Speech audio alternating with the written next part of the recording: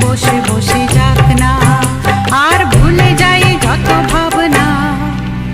আমি রিক্ত রিক্ত হয়ে গেছি, আমি মুক্ত হতে চেয়েছি। এ বাঁধন কি করে খুলবো? আমি চলতে চলতে